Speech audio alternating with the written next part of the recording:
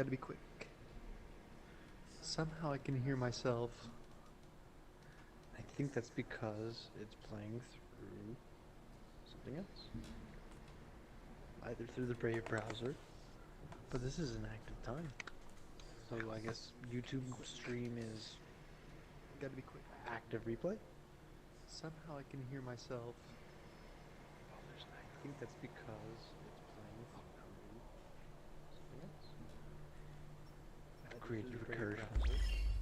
But this is an active time. So I guess YouTube stream is... In order to limit the possibility of motion sickness that could be induced by moving the player in a vehicle, we initially wrote this scene to have Alyx wake up after the van had already crashed. Players found this underwhelming, however, since the game seemed to be needlessly holding back an exciting moment that they could have experienced for themselves. Addressing this meant that we had to tackle the technical problem of moving the player comfortably in a vehicle. In this van, and in the train at the end of the map, you'll notice that the outside world is only visible through small windows. These outside views are necessary to provide motion parallax, but the small window size ensures that the player's field of view is always dominated by the physical interior, which is naturally in the player's own frame of reference. This greatly reduces the occurrence of motion sickness. Aside from the parallax of the outside world, we use animated lighting and careful sound design to produce the effect of riding in a vehicle. These outside views are necessary to provide motion parallax, but the small window size ensures that the player's field of view is always dominated by the physical interior, which is naturally in the player's own frame of reference. This greatly reduces the occurrence of motion sickness. Aside from the parallax of the outside world, we use animated lighting and careful sound design to produce the effect of riding in a vehicle. These outside views...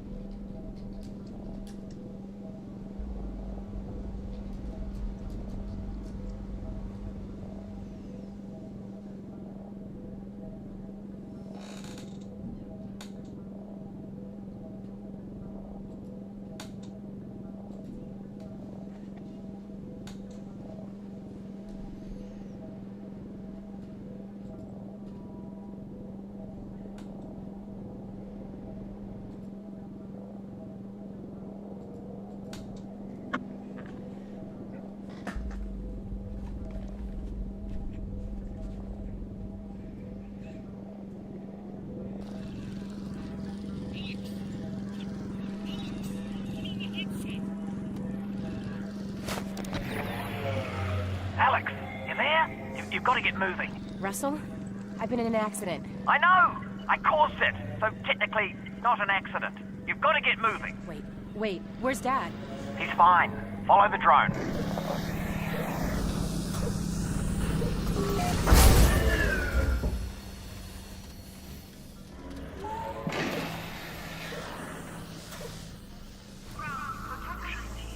So, Dad's okay, right? Yeah, well, no. To be honest, he's in huge trouble. But... They've still got him. He was in a separate transport. You saved me? Well, yes. I had no way of knowing who was in which van, so... Yes, the result was that I saved you. Do we know where they're taking him? Criminal holding. And then, when they realize he's Eli Vance, to Nova Prospect. But I'm already working on a plan to get him back. You're close to my lab. Keep following the drone. We'll figure out what to do.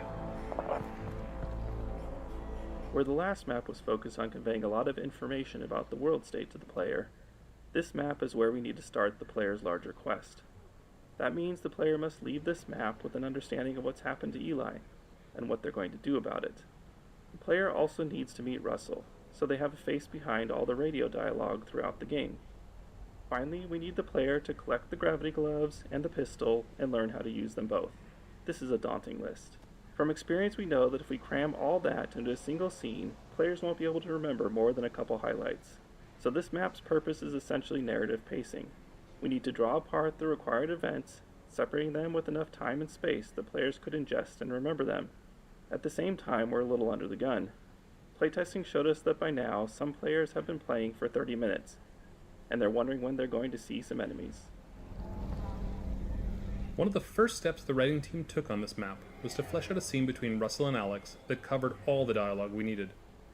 Due to the fact the player is meeting Russell for the first time, in that there are a significant number of in-fiction events that Alyx and Russell need to talk about, the scene ended up containing a lot of dialogue.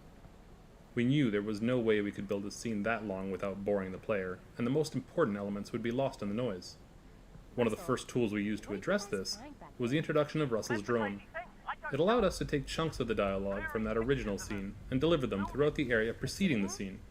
This meant the scene itself could skip over the in-fiction preliminaries and get right to the critical goal delivery. Which means us and your dad. Russell, just hang on. I'm almost there. Yeah, I'll be right there, Russell. Don't worry about it.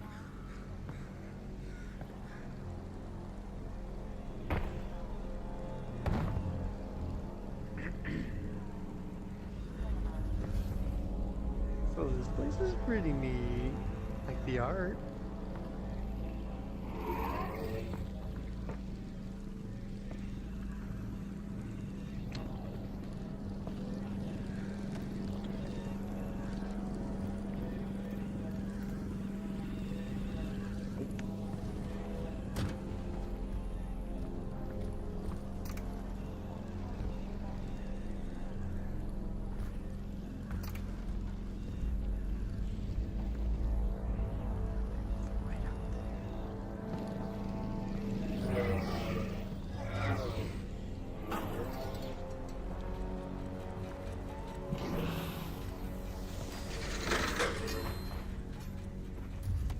In addition to delivering narrative at a consumable pace, this map needed to continue communicating the state of the world outside of the quarantine zone.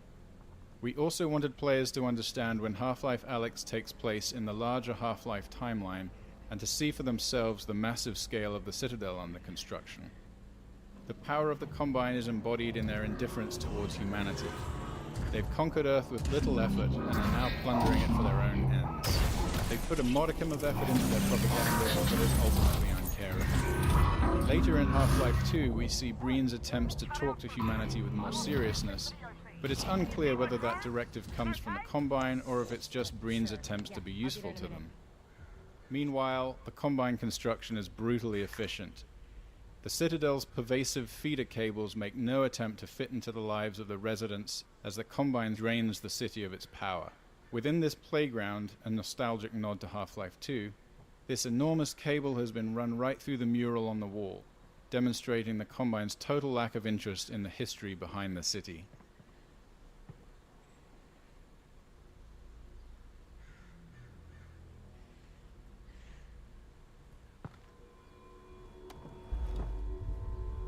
Just casually breaking into someone's house.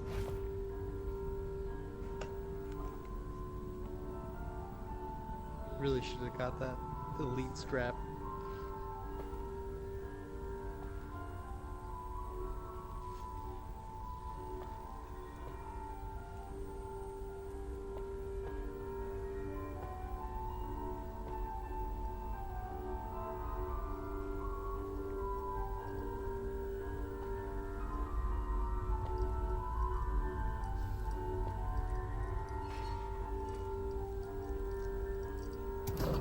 Alyx, great. Okay, let's... Wait, my drone's okay, right? Nope, it exploded. I'm fine, by the way. Right, good. Well, that's the main.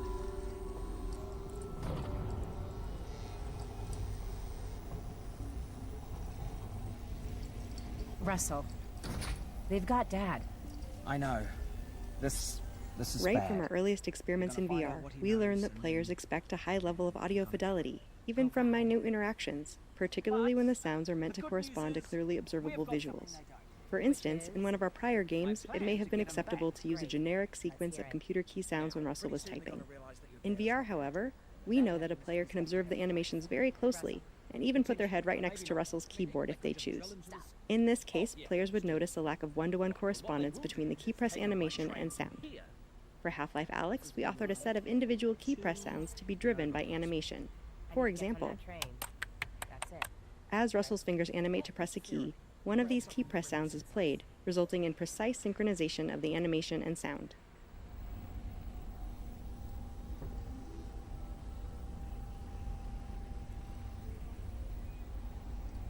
Yeah. Anything will do. Okay, that's you. I thought you said us. Well, one of us, me, will have to stay here for this plan to work. All right, fair enough. Just outside, there's a second train that also leads out of City 17 through the quarantine zone. Okay. Both trains intersect here at Fairview Junction. You take your train, get there before his train, and hack into the controls. That'll let me take over the system. Train comes to a halt, you deal with the Combine situation, and we get your dad back. Sounds good. Where's the train I'm taking? Out the back, through the yard. It's decommissioned, but I think I can hack into its controls. Oh, and get yourself a pair of Russells on the way out. Russell's? The gloves, Alyx. You know, the gravity gloves. I have a few sets through there. You can calibrate them out by the shed. Got it. We can do this, Alyx. You got that, didn't you, that I said we could do it? Because we're gonna do it. Yeah, we are. I'm with you every step of the way.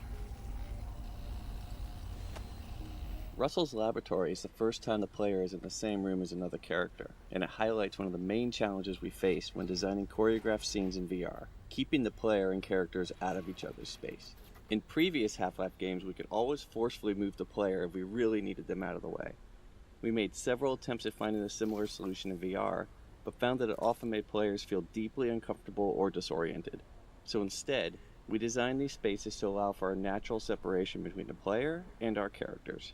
Where natural separators couldn't exist, we had to restrict players from moving into the character's space, removing that limitation as soon as the character had moved out of the way.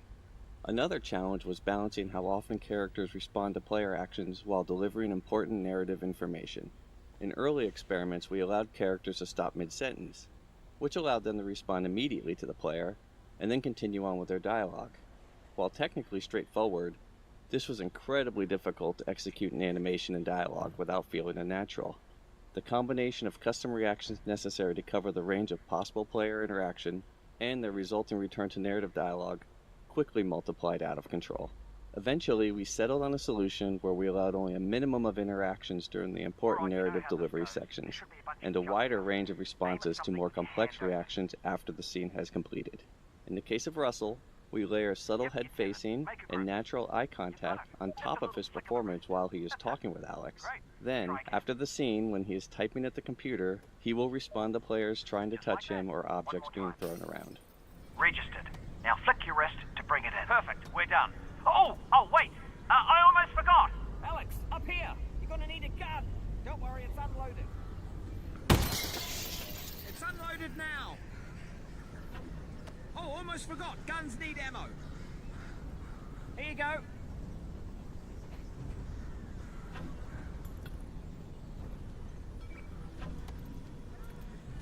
Right, heading back to the con room.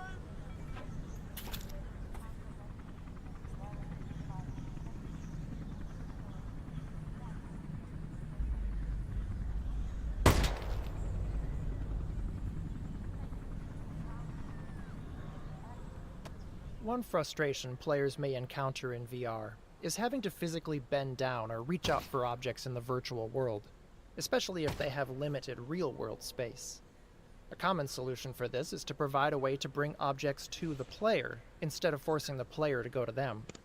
We knew this would be an important feature in Half-Life Alyx, with its sprawling levels and players' desire to explore every corner of the world. We didn't want this mechanic to feel too gamey or magical, so we decided to integrate it into the fiction of the game by making it a feature of the gravity gloves, which are a natural precursor to the gravity gun of Half-Life 2.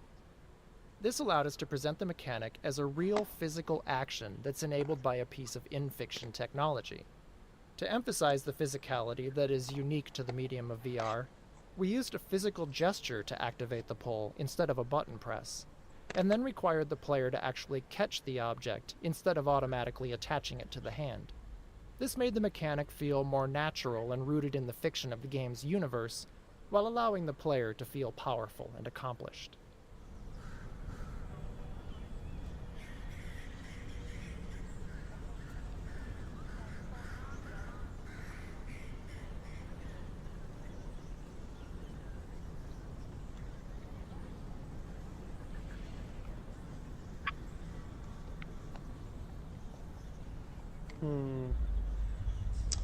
Well, I guess that'll just have to do.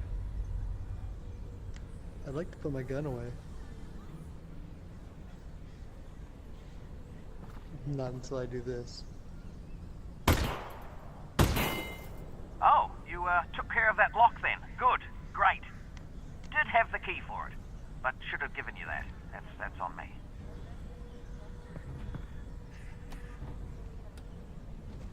What? When a player pulls an object with the gravity gloves, we use the game's physics engine to apply a launch force to that object with a trajectory that is partially influenced by the direction of the player's pull gesture. We set the object's launch velocity to result in a standard flight time from pull to catch, so the player can develop a rhythm that eventually becomes automatic. We want the object to arrive at the hand as reliably as possible, so after the initial launch we continually apply small impulse forces along the trajectory, represented by the white arrows. Those impulses help counter gravity and compensate for collisions with obstacles along the way, while continuously steering the object toward the hand, which is itself a moving target. A generous catch range and subtle haptic feedback when the object enters that range virtually guarantees that it will end up in the player's hand every time, even if their attention is focused elsewhere.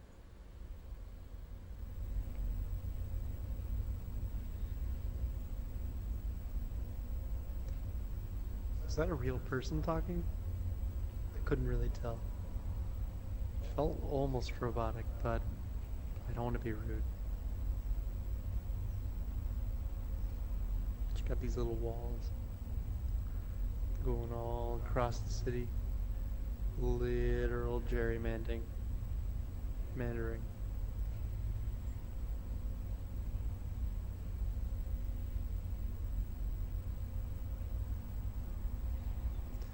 I'm fully expecting a jump scare from behind me. Not having vision of the outside is kind of spooky. I need to find a way to tighten these head straps. Attention is focused elsewhere. One other benefit of implementing this with physics is that we didn't need to do custom handling for an object's That is a size, person. mass, or inertia, and it automatically compensated for the non-standard gravity that players encounter inside the vault at the end of the game. It's jammed. When the Combine shut down the quarantine zone, they must have tightened security. Which means... Really just Yeah, stick you're with this nowhere thing in my near hand? Fairview Junction. You're just outside the QZ. And this is as far as we get by train. Then I'm headed on foot.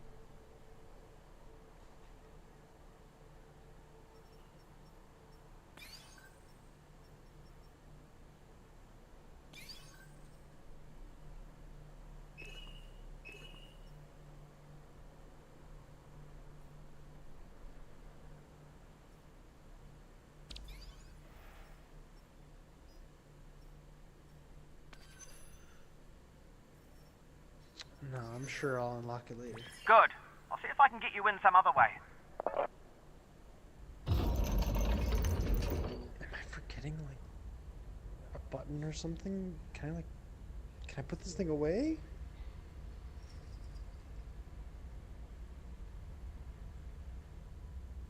I don't want to pull the trigger. Pull the trigger!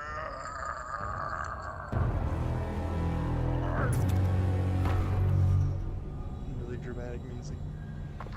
I got a dead zombie here. I thought the Combine filled up the QZ. Oh, this one must have squirted out.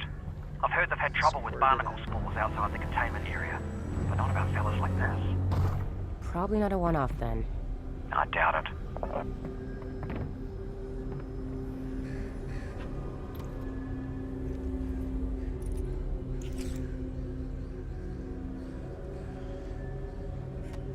Even in our earliest experiments in bringing Half-Life to VR, we found that players enjoyed exploring every nook and cranny of the environment. With the increased fidelity of VR, players not only expected to be able to interact with a vast array of objects, but they also had a strong desire to find something useful from time to time. This was so universal among testers that in addition to more searchable locations and interactive objects, we added a new resource, resin. Level designers could place this new resource in fun and interesting locations that weren't tied to game progression, rewarding players wider-ranging exploration. We also tied this new resource to a longer-term goal in the form of weapon upgrades, further motivating players to explore the environment. Deep scavenger hunts and keen observation would result in more resin to spend as a reward. God, just how much am I gonna have to explore them? I know I'm like goofing around and stuff, but I do want to get through the game eventually. Huh. I think I can reroute this with my multi-tool. You what? I have a multi-tool? It's a tool with multiple functions. So, Why didn't you tell me that I had one before? Internally, we refer to this type of puzzle as a toner puzzle, due to its similarity to a real-world cable toner tool that can be used to locate electrical wires in walls. The toner mechanic was conceived as a tool for designers to craft player experiences around knowing that the player had to put their head and hands in specific locations. The initial design merely required the player to use their multi-tool to push a ball of energy along a path, similar to a child's bead maze toy. Right. While this simple design was successful at getting the player to put their head and hands in particular locations, the lack of branching meant that the player wasn't required to make any choices, nor was there any possibility of negative consequences. The audio maybe. To address these issues, we added the rotating junction elements, which allowed for branching paths and became the player's primary means of interacting with toner puzzles. While the toner puzzles ramp up in complexity throughout the game, this first toner puzzle is designed to use a minimal number of elements to introduce players to the key ideas that power flows through wires, power can be rerouted by rotating junctions, and power has an effect on the physical world, such as turning on lights and opening gates.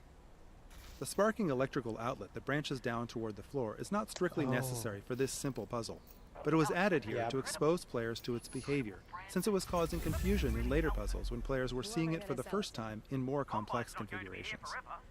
Thinking about the future, Alyx. Well, how about I call it the Alyx? It's a little derivative of the Russell, but yeah, provisionally, sure. The Alyx. Yeah. Alyx. Oh, I'm in hard mode of this game. Why did I do this to myself? Not yet. Not yet.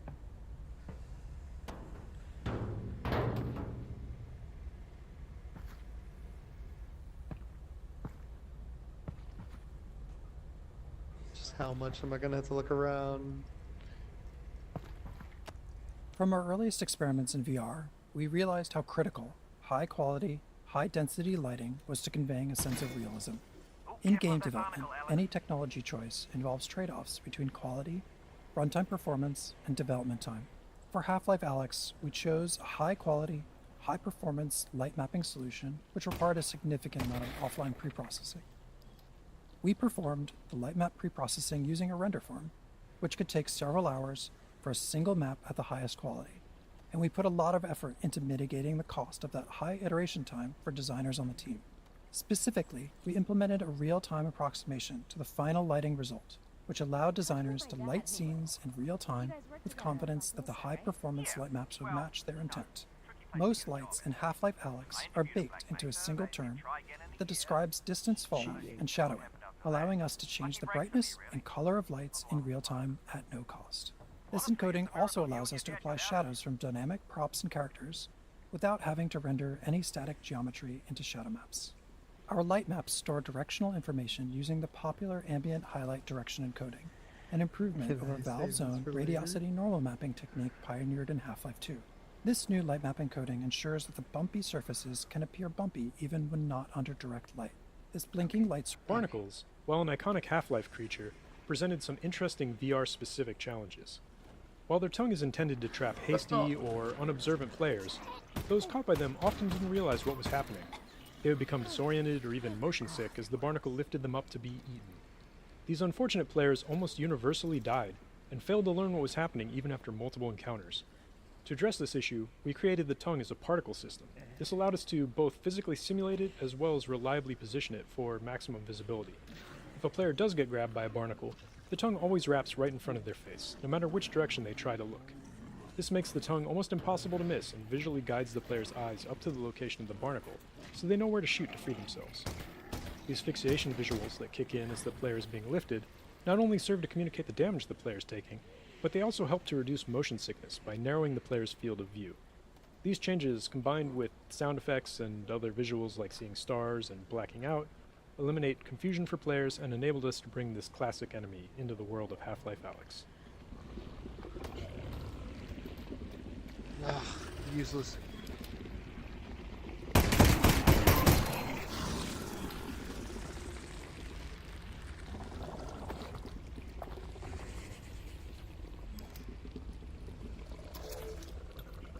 3 max left.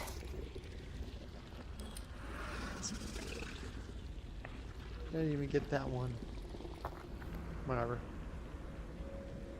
Pistol reloading. I know. I'm sure they worked very hard on it.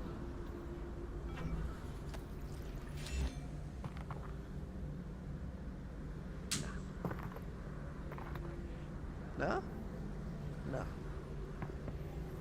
He's not getting up, is he?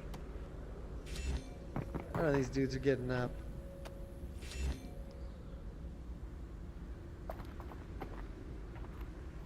Goodness gracious. Oh, do you need a minute? Nope. Because, I mean, I could pause the feed. Just looking, Russ. No.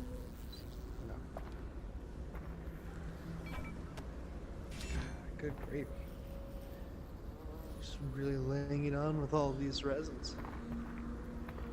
Can I? Yes.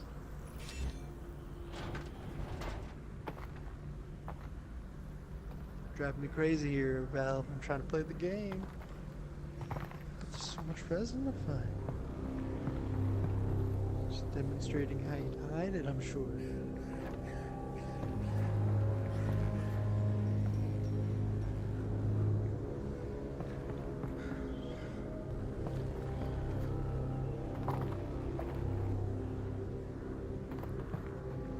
I take it the quarantine zone is behind this hatch? Yeah, that's where they keep it. I'll look around for a control panel to open it up.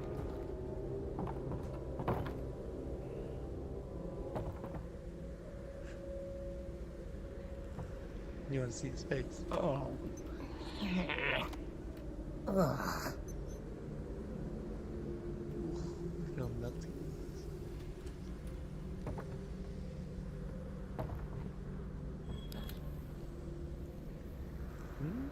No?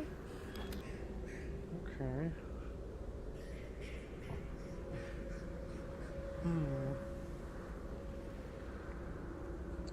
Maybe if I just there and just jump right on in. You gotta go. Oh, what's that? I'll take that. That. That.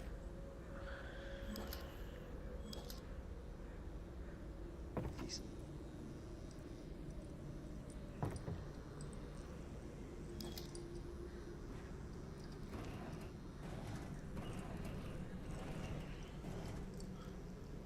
No, nothing. Box? No. Wait, but I see that glow. I see you. That's diabolical. Can't just be hiding things like that. What you got for me? In prior Half-Life games, while playing as Gordon, the player saw Alyx use her multi-tool to hack into Combine security systems in order to unlock doors or perform other acts of sabotage. This presented an opportunity for us to represent Alyx's hacking skills through VR-centric minigames. Hacking skills. All of our hacking minigame designs were built to leverage the independently tracked head and hands common to today's VR systems. We wanted to encourage players to use both hands simultaneously and move their head to create parallax to understand the spatial relationships within the puzzles. This locker hacking puzzle is based upon one of our earliest prototypes, in which the player was tasked with using a tool in one hand to paint a path on a sphere held by the other hand. There was just something fun and unique about using all of the natural degrees of freedom of both hands to solve a puzzle in VR. In its simplest form, this puzzle solution is straightforward, but the difficulty gradually increases throughout the course of the game by introducing static or moving obstacles of various shapes and sizes on the sphere. Cool. It is cool. Thanks for the facts. Wrestle. Wrestle with the history. Wrestle with the old man knowledge. I'm sorry, you need to die. I need healing.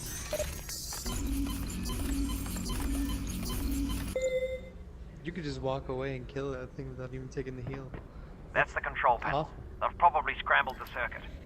considering no one would be dumb enough to open the hatch, it shouldn't be too hard to put back. Alrighty. And let's just lovely little things here. That thing. Alright. Let's take these other ones. Play a little bit of Jenga. Not Jenga. A Jenga. A Jenga. A Jenga. A Jenga. A Jenga.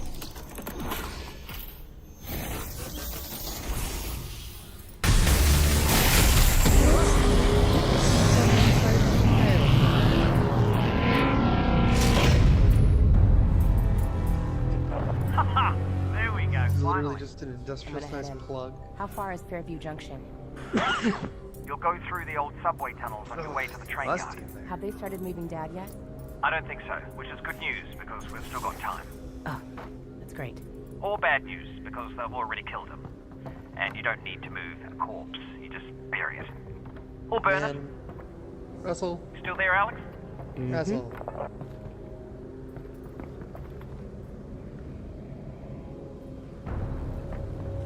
He's just got a little bit of the autism. You gotta forgive him. He doesn't know about. Russell, are you seeing this? Whoa. All right. Here we go. I probably shouldn't touch alien biology. Although that's literally all you want to do, right? Touching alien plants and stuff seems like it would be cool if it doesn't immediately kill you. It's a new kind of squishy.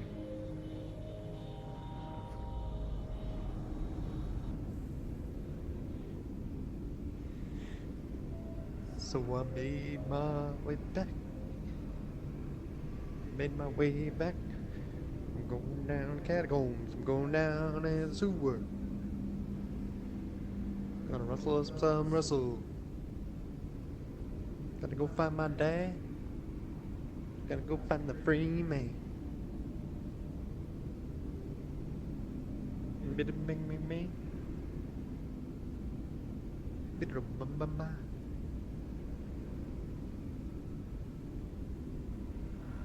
It's times like the where I'm looking to get some food, but I can't because I'm already locked in. I'm no longer Alyx. I'm Alyx. Hey, Russell. I just found a loose syringe of God knows what. Is this medicine? Does it have a skull and crossbones on it? I don't see one. Probably medicine then. In our early prototypes, players could heal themselves by grabbing a Half-Life 2 health pack and pressing down on a controller button, which obviously wasn't a very interesting VR interaction. During the development of Half-Life Alyx, the Counter-Strike team added health injectors into CSGO as part of the new Danger Zone game mode they were developing. When we saw this, we felt that an injector would work well as an intuitive healing item in VR as well. Players would press a button to arm the injector as a way of indicating their intent to use it. This prevented unintentional use of the injector and gave us an opportunity to showcase how physical the interaction was going to be via haptics, animation, and sound. Some testers even initially responded with dread over the fact they were going to have to use a needle on themselves and looked away when performing the injection action. We also had to create approximations of the player's arms and body, as playtesters all had their own preferences for where they wanted to apply the injection. We even added the ability to inject into the head, since so many players tried to do it just to see if it would work.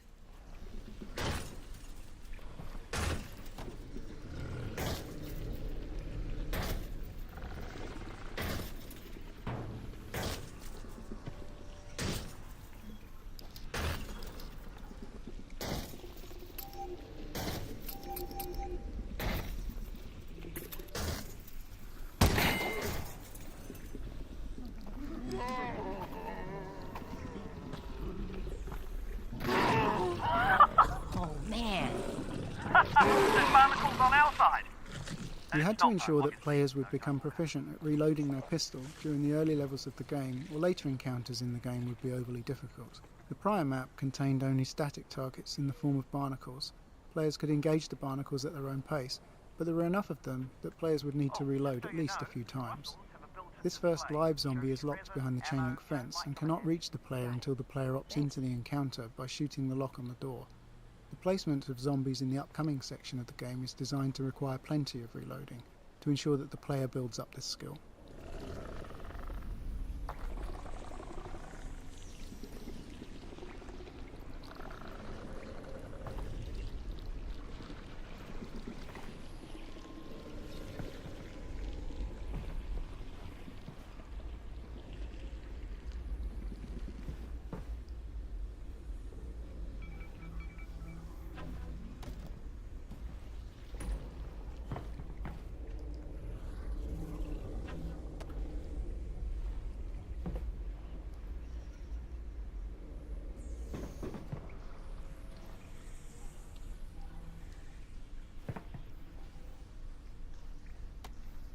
Virtual reality provides the opportunity to add physicality to gameplay, but this needs to be balanced against player fatigue and accessibility.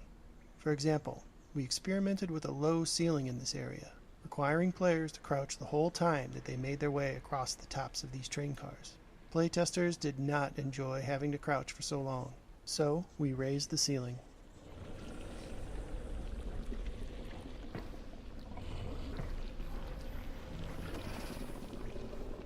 Believe me, I am saving him. Oh, for future. Oh. Well, that changes things. That does change things.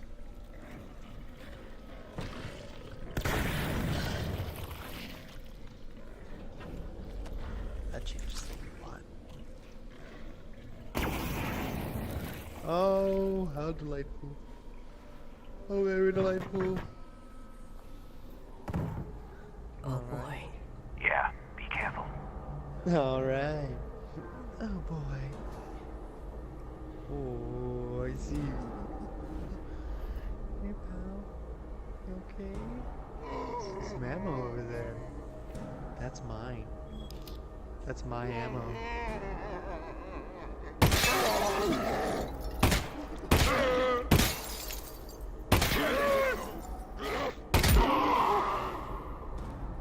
Is it dead?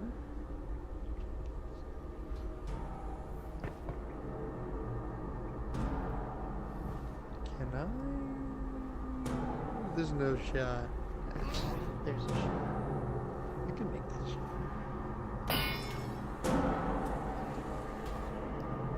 I can definitely make that shot. Oh.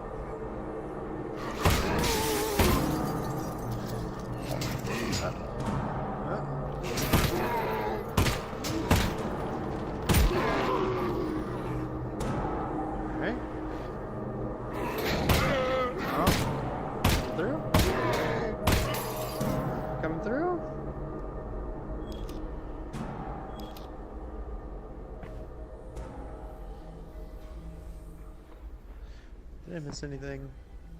No. The breakable glass panels in Half-Life Alyx are yet one more system designed to convince players that they are present in a living, breathing world.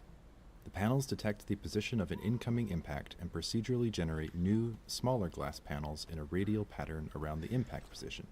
These new panels can then break into smaller panels themselves, and so on. We found that players would often break glass panels accidentally, then spend time testing just how interactive they really were by trying to break them more, eventually realizing that yes, the glass really did shatter at the appropriate location. At one point, we experimented with building special puzzles out of breakable glass, but in the end we found the glass to be more appropriate as a passive interactive element in the world, one that reacts in a satisfying way to a variety of impacts, from zombie melee attacks to incoming gunfire or any other physical interaction in the game.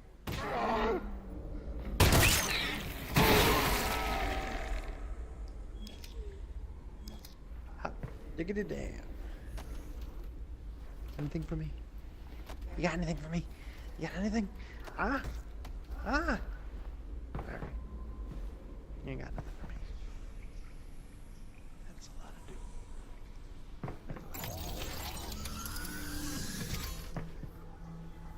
baby. I'm sure.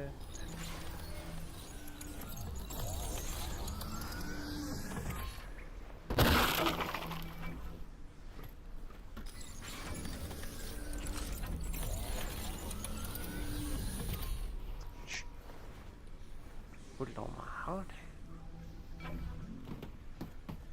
Nope. Come on, I know you got goods in there.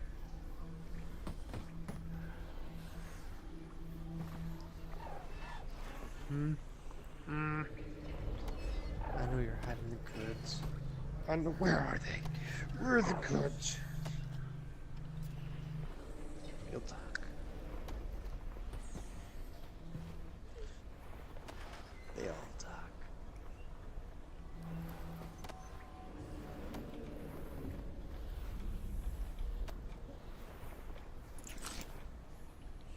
Ooh. I can go real safety. Come on. Let me go real safety. Yes!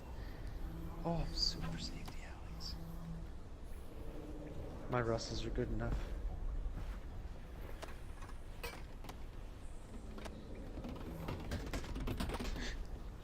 Give me that. I really do be hiding them everywhere. Weapon upgrades are a new feature for the Half-Life franchise, and fictionally this mechanic paired well with Alyx's tinkering nature. We approached this design challenge first by thinking about what sort of upgrades could be meaningful and also provide additional value to players without removing established interactions. With limited resin to spend, the upgrade system also provided an avenue for players to personalize and invest in their favorite weapon, or streamline an interaction on another weapon, increasing its value to them.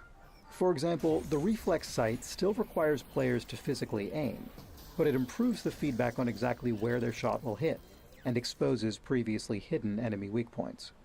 While some players enjoyed this feedback and new targeting opportunities, others didn't and would instead focus on upgrades that suited their style of play. This allowed players to spend their limited resin on upgrades they cared about the most.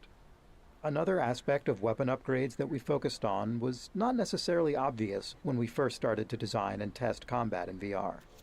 Due to the more physical nature of combat in VR, it can really push on the mental and physical capacity of certain players, as they're required to utilize both their hands and move their head to take in the environment dealing with enemies.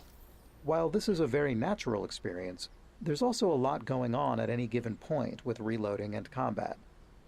As we observed players in some of these more intense combat situations, we started finding opportunities to allow some upgrades to reduce the number of times a physical interaction was required, or reduce the complexity of a particular interaction. The autoloader on the shotgun is a good example. When added to the shotgun, the normally slow, methodical action of feeding shells into the gun is replaced with a far simpler, faster interaction of slapping the shells into the autoloader before they get automatically fed into the gun. This allows players to look around, focus less on the gun while reloading, and take in more of what's going on around them.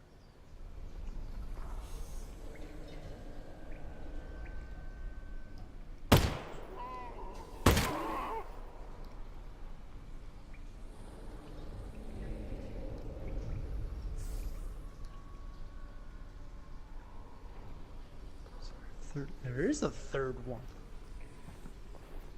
Alright. Be sneaky with me. Uh-huh.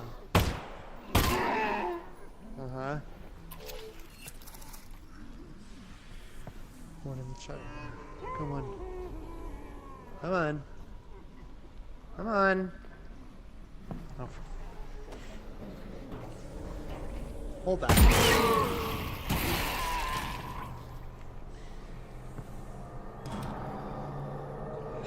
Sometimes you just gotta do it yourself. Sometimes the best strategy is just doing it yourself. Alright.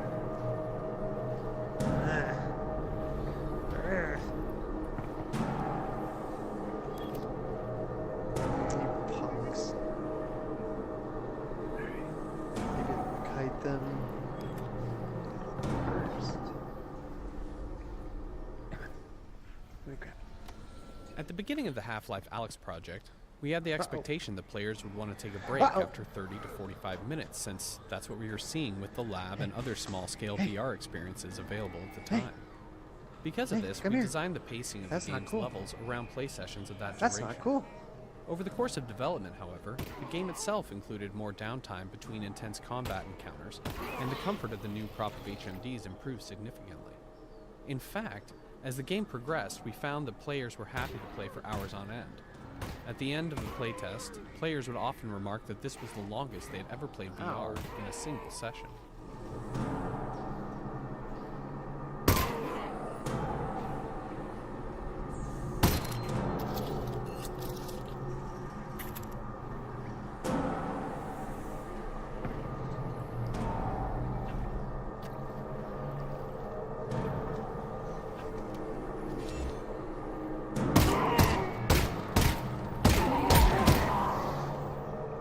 Try.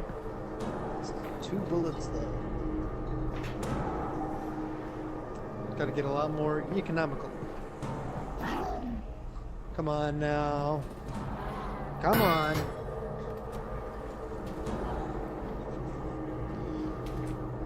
Come on. Really?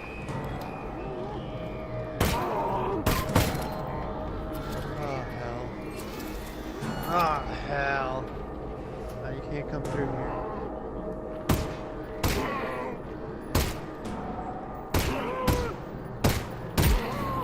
Nice shooting, Alyx.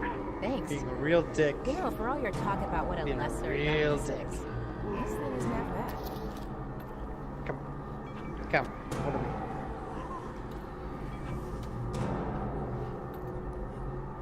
we? Ugh.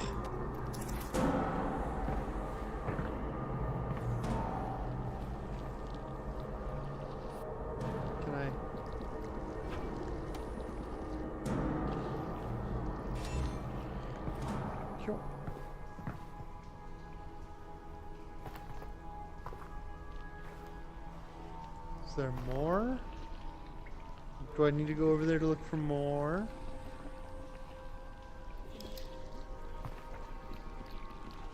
Come on. Nothing. No telekinetic powers for nothing. Alright, well maybe these.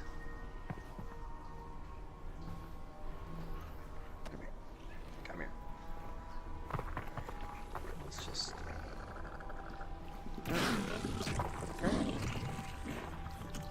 Nothing?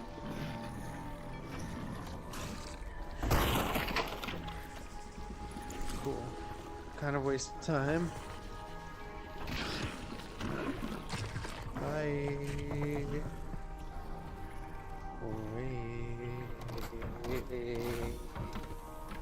Wait.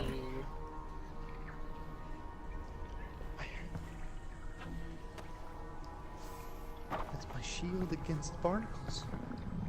And headshots. Headcam for shadowing. Head creep. Creep for cheating. Until this point in the game, players have only seen headcrabs attached to the heads of zombies. This led playtesters familiar with headcrabs from prior games to anticipate encountering them on their own.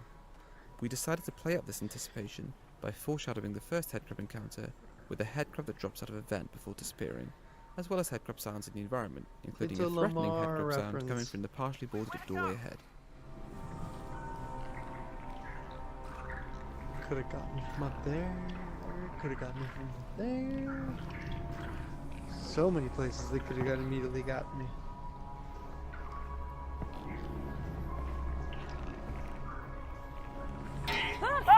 Oh.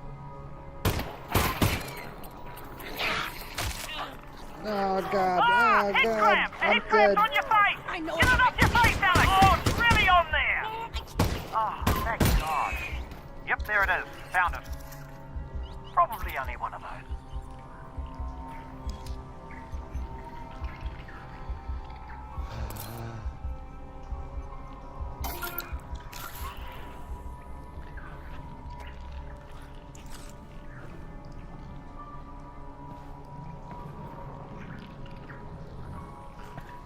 They even foreshadowed it. Why didn't I listen?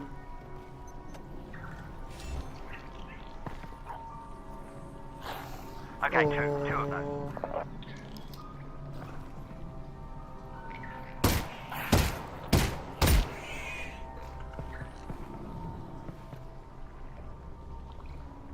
Take quite a few shots. 4, in fact.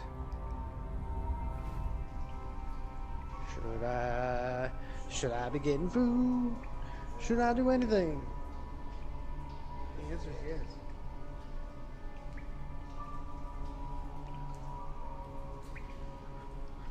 I wonder if you can see what I'm looking at right now. Can you see what's in my fridge?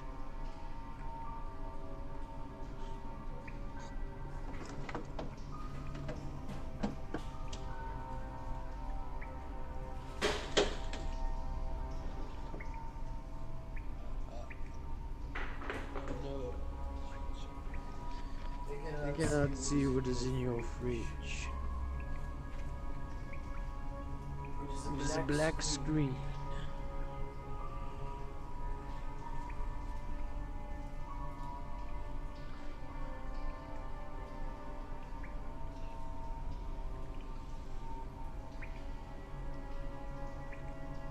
Can I save?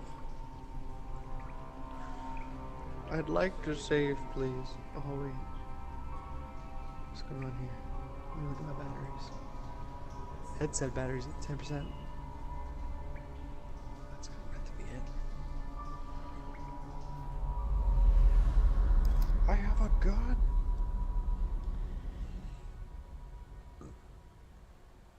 Excuse me.